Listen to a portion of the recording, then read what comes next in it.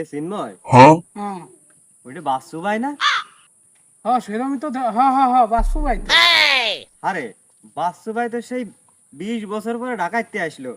বাপ বঙ্গি দেহে তো মনে হচ্ছে কোটিপতি হয়ে গেছে। চল তো অতিও একটু তো কাছে পারে, যাই। চল তো যাই দেখি কি। কিরে তোরা কি কিছু কবি? ভাই করছিলাম কি, আপনি তো 20 বছর পরে ঢাকাইতে আসলেন, হ্যাঁ তা আপনার বাপ বঙ্গি পাল্টে গেছে। তা আপনার বিষয়ে একটু ইন্টারেস্ট ছিলাম আমরা। আপনি ঢাকায় কি কি করেছেন একটু শুনতে চাচ্ছিলাম। ও এই ব্যাপার। তো শোন, আমি কিছু করি আর না করি, ঢাকায় আমার একটা ব্যাংক আছে। কি কোন ভাই, ঢাকায় আপনার একটা ব্যাংক আছে?